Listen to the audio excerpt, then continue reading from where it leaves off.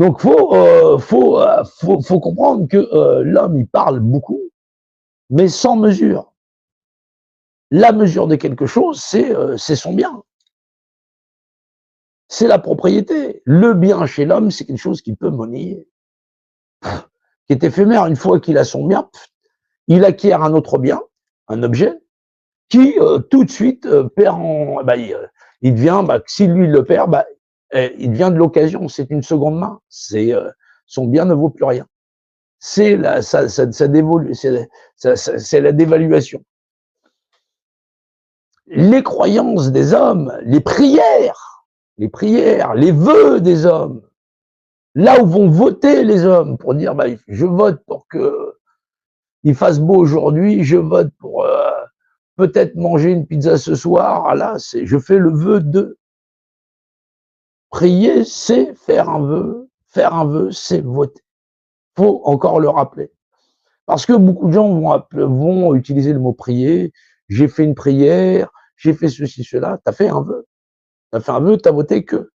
Après, ça arrivera ou ça arrivera pas. T'as mis en balance, t'as mis dans l'urne que. Voilà. Et cette notion qui est propre à l'homme, des gens la comprennent.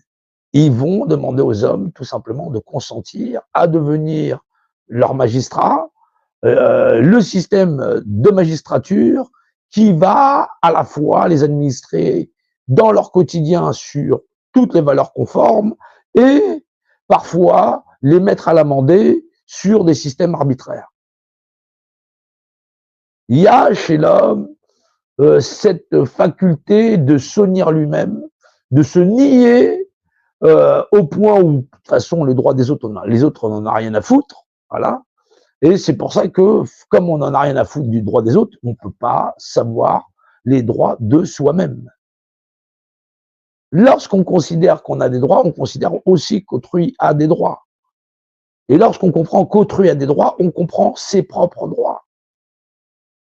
Fais pas autrui ce que tu veux pas qu'on te fasse. Alors pourquoi je peux pas faire à autrui? Parce que si effectivement je me pince moi-même, je me rends bien compte que ça fait mal. Et donc si je pince autrui, autrui a les mêmes aptitudes que moi à comprendre la souffrance, la douleur et ainsi de suite. Voilà. Peut-être qu'autrui est intéressé par ça ou ça, mais c'est au-delà de lui-même et de son corps physique. Voilà. Peut-être cela fait partie des travers dans sa psyché ou dans son ordination, dans sa psyché.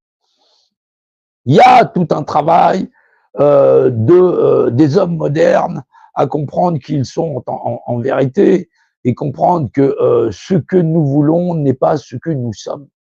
Et comprendre l'être avant de comprendre ce que l'on veut pour cet être, parce que effectivement, on va trouver une bête très jolie, très mignonne, rougeoyante et juteuse, que si on la prenait, en vérité, elle est un poison pour nous-mêmes.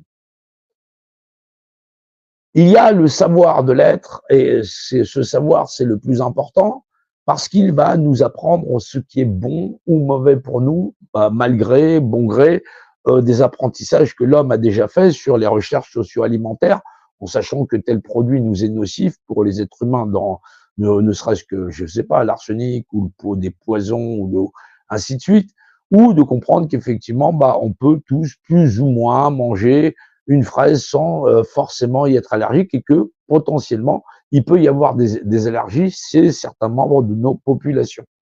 Donc, comprendre qu'il y a bien des produits qui nous sont plus ou moins conformes et qui ne vont pas générer d'empoisonnement pour nous-mêmes et donc pour l'être, et que parfois, chez certains qui possèdent la même forme que nous, cela va générer certaines pathologies comme le rejet ou comme ce qu'on appelle récurremment des allergies.